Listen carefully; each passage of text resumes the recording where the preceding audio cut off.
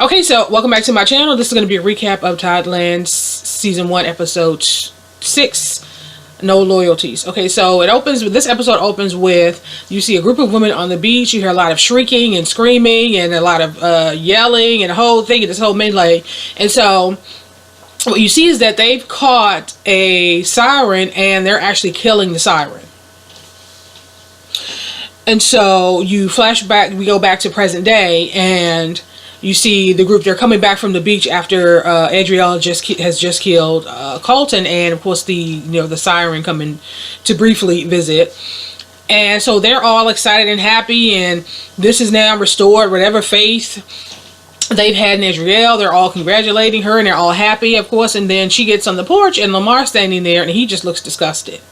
And so she turns to she asks him about Viola, and of course, like, nobody knows where she is. And then she turns to Dylan and asks about Cal, and she was like, she's just as much of a threat to us as basically as Viola, and I want you to go and bring her to us. And so now Dylan has been tasked with going to get Cal to bring her to Adrielle, most likely so she can try to kill her.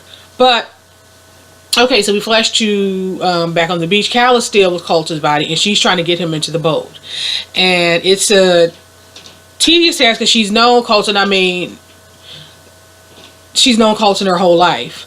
And, he was her brother's best friend. So she is just devastated. You can imagine that she feels guilty because she brought Colton there. Obviously, she didn't know what was going to happen. But, so she's wrestling to get him into the boat. She finally gets him into his body into the boat. And Viola comes up. And she caresses Colton's face. So, I mean, I guess she did have feelings for him. I thought the whole time she'd been just using him. He was a means to an end. But she did, I mean, it looks like Viola did care for Colton. And she asked her, Cal asked her what she was going to do. And she was basically like, I can't go back there. So around this time, Dylan is coming up. And so Viola just makes a run for it. He didn't even try to go after her because that's not, sorry, he was tasked to bring Cal back. So Cal was basically like, she's taking his body back to,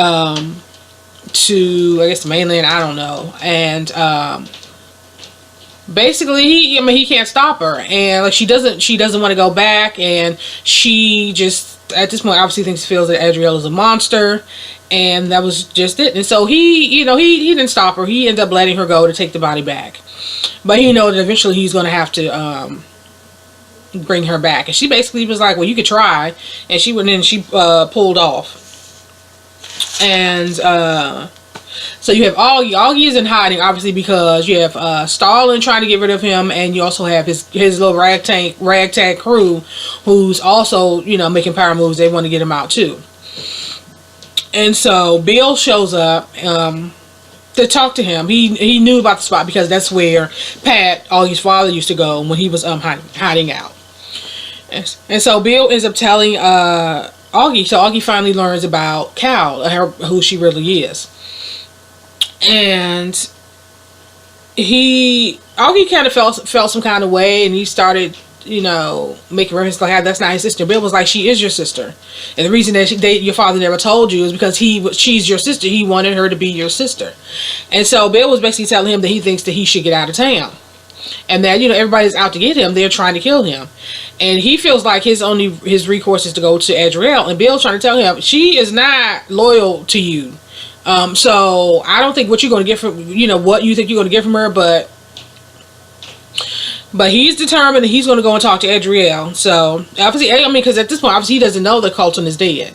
So he takes the keys and he goes on to Latente. So Adrielle and Lamar. Adrielle was holding a piece of something in her hand, and she started talking to Lamar about it and how she wants to bring their mothers back. And Lamar's like, they gave us away, they hate us, they don't love us, and he's just not for it. And she basically told him that if he says that again, that she's gonna slit his throat. So Adrielle is just, like I said, she's a bitch. So Lamar is just like, bitch, whatever loyalty he had towards Adrielle, I mean, it's been waning for a while, but, whatever. So, Dylan is on his way. He's going to get Cal. And so he's on his motorcycle going there. So now all of a sudden these trucks come out of nowhere, and it's Augie's ragtag crew. They're looking for, so they pull him over and they're looking for Augie, and he's just like, I don't know where he is. And he said, well, what about that bitch Cal? He started making disparaging comments about Cal, and so Dylan heard all he could stand. He ends up getting a gun from Grayson, who I guess is their de facto leader now, and basically told him that he can do whatever the fuck he wants with Augie, but if they go near Cal, that it's gonna be a problem. And so he jumps back on his bike and he keeps it pushing. Cal, you see Cal, she arrives and she takes Colton's body back to the warehouse, and she's looking for Augie. Of course, at this point nobody is there, and so she ends up leaving. So Augie arrives at Laton, and Leandra is on the porch. She's out in front of Adrielle's house. I'm thinking, okay, this animal is about to jump on Augie and beat the shit out of him, because they already told him about coming there unannounced and uninvited. But no, he's still he's asking her, where's everybody? What, did somebody die? And so she kind of had this smirk on her face, because obviously he still doesn't know that his best friend is dead. So she leads him into the house, and he starts talking to Adrielle. And Adrielle, she starts telling her about how this guy Stalin is trying to muscle in on their business, and she was like, and he asked her if she knew about him, and she did. And she was like, well, do you have the rest of my money? And he's basically like, it's a lot going on. All told him that the only way for things to stay right between them was for him to get the rest of her money. So that was basically all she had to say on that. So he, obviously ends up leaving. At this point, Cal has made it home. Dylan and Corey pulls up around the same time outside the house. Well, she doesn't notice yet. And Corey is asking Dylan why he was there. And so they exchange a few words, and he basically like, Cal doesn't belong at Latant. She's special, and you know that if she goes there, it's going to change her. And so Dylan was standing out there for a while, and Corey went on in the house. Now, if you remember, he took the autopsy file to Dibro. This is the man that Cal went to prison for 10 years for killing. And to find out what's going on with these autopsy files and how something's off about them. So he goes in. And initially, Cal was like, what the hell are you doing here? And then she ends up telling him that Dibro was dead the entire time. The fire you started didn't kill him. He was already dead. The coroner basically admitted to falsifying the records.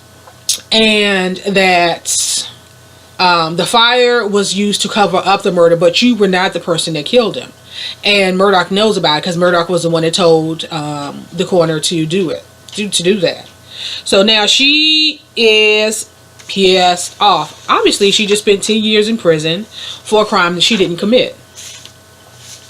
So we flash to Laura. The gang, they're going to all of Augie's known spots looking for him. And so they search Laura's house, and they basically told her that if he comes by that she needs to contact them. And so as they were leaving, you see Augie, he appears behind her, and she's trying to figure out, okay, what the hell is going on? And he tells her that they're trying to kill him. And so she realizes, and she gives him Zach's phone. Cal ends up going to confront Rosa, her mother.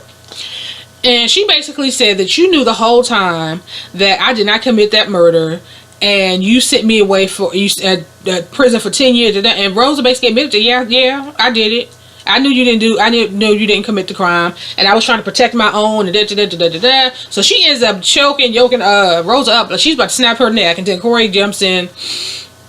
And she was like, 10 years of my life, and do you know what they did to me? And so Rosa was basically like, what's 10 years to you? You have 100 more or something, she said.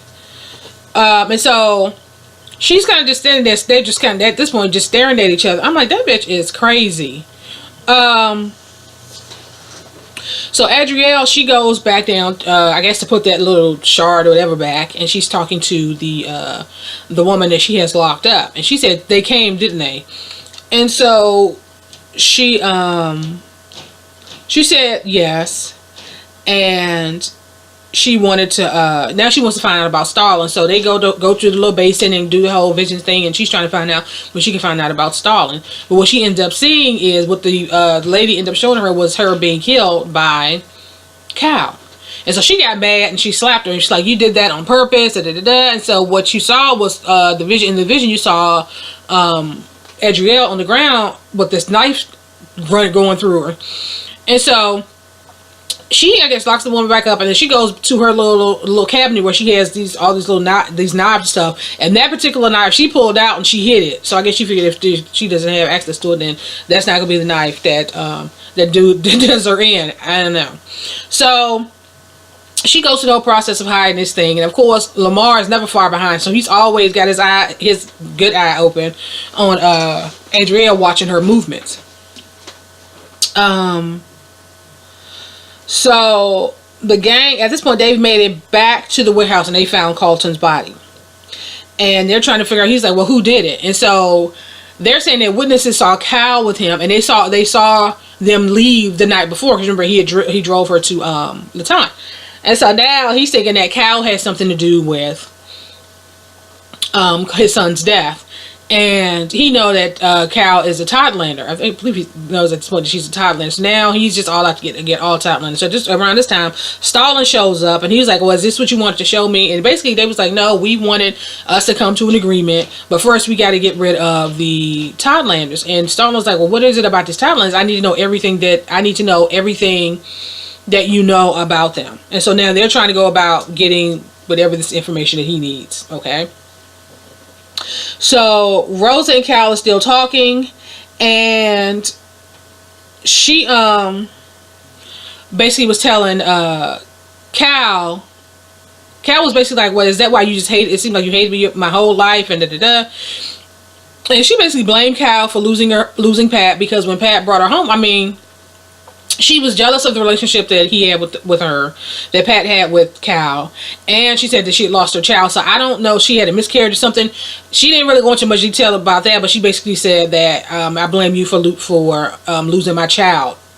So around this time, Cal gets a text from Augie saying to meet him at the co-op, which I guess is the warehouse.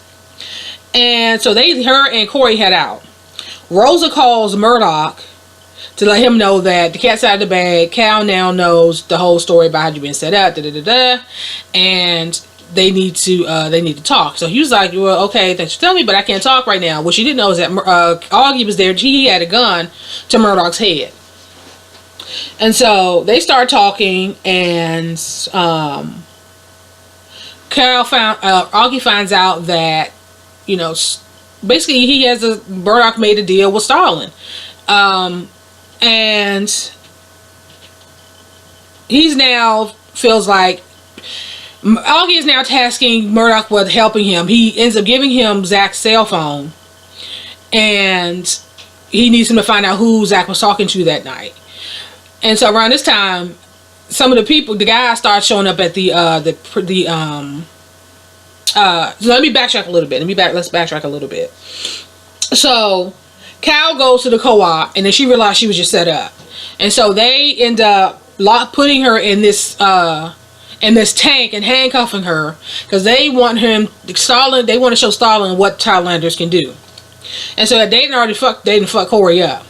So so they are filling this tank with water now, and now he's able to see that she could breathe underwater.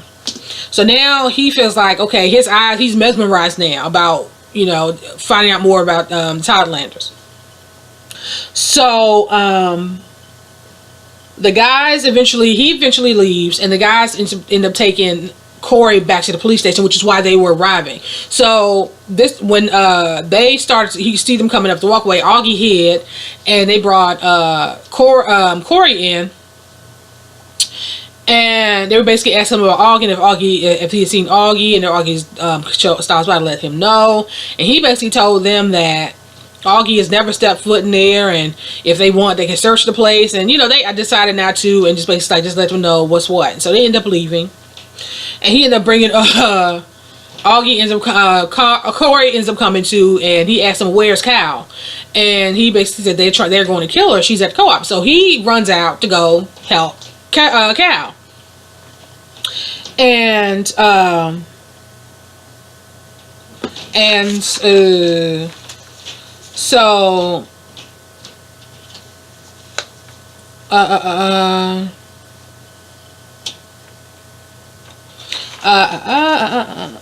so Dylan is still looking for Cal. And so he runs into Bill, and Bill basically tells him the same thing. Cal's not like you guys. Leave her alone. You know that if you cared anything about her, then you just let her be, and you won't be concerned about taking her to Latan. And so around this time, Stalin has gone to Latan. So his right hand man is like, what the hell is going on? What is going on here? So they're taken to the house, and they start talking with Adrielle. And so eventually Dylan finds her. We flash back to Grayson. Grayson stayed behind when they took Colton to the back to the police station with Murdoch.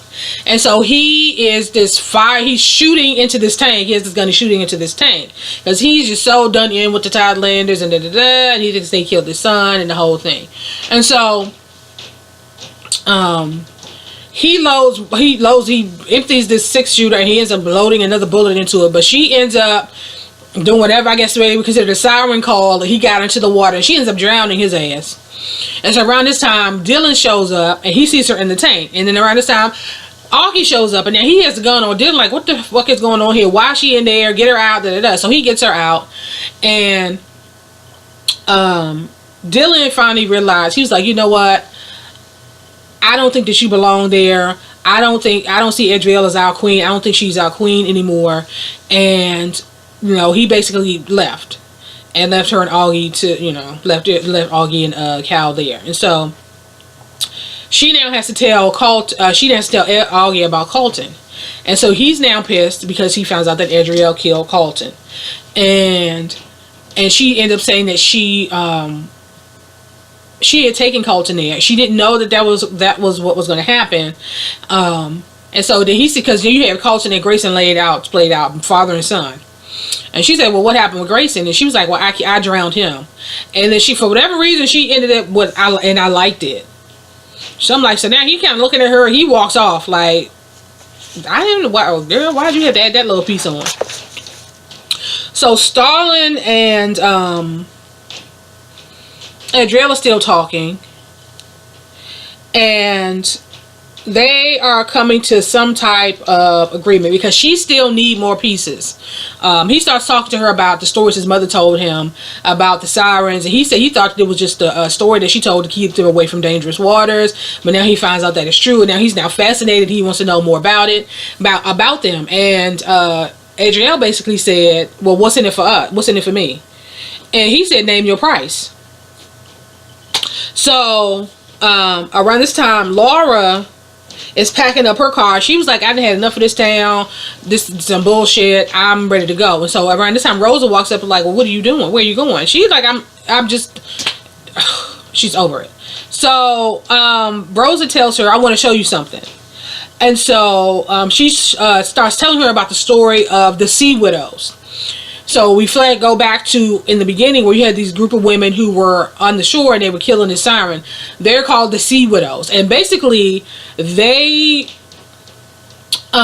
formed their little group to combat the sirens because the sirens have killed so many of their husbands, their fathers, their sons, their brothers. And so I guess that's what basically Rosa's little group is. That's why she has such a resentment towards another reason why she has such a resentment towards Cal, because of what she represents. And so she actually had a lock of hair from the siren, and she had put some water in there, and it lit up like it's still very much vibrant and alive. And so she's basically telling Rosa, like telling Laura that she needs to join them to help them get rid of the Tidelanders, because the Tidelanders are the bane of everybody's existence, right? So not the drugs, Okay, and all the gun violence and all this shit, the Tidelanders. Okay, so so then you flash to, it ends with Adrielle. She's on the phone, and then the vision, what she saw was like, it looks like this urn, and this guy who I guess she hired to help her find these pieces, he found this urn, and inside this urn they did a scan. It's a bunch of fragments of something. And he basically told her that she was like, well, how much is that going to run me? He said $15 million. And so he's on his way there to get these, to acquire this for her. So I don't know if Starling's about to come up off of $15 million or whatever this thing is or what, but that's basically how this episode ended. That was sad to see Colton, you know, like that. But so we don't know what's to become of Violka. Lamar has already been given Adrielle the side eye. Dylan is about done with Adrielle as well.